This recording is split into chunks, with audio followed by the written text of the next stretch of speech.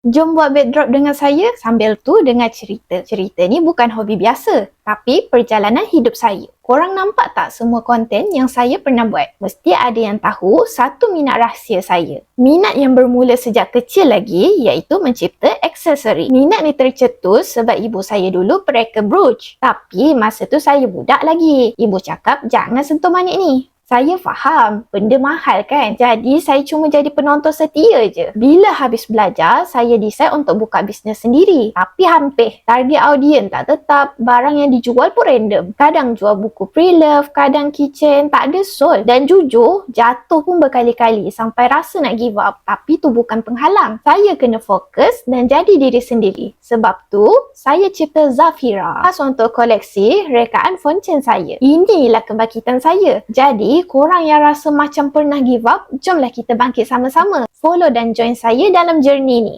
Jumpa lagi untuk konten yang seterusnya. Bye!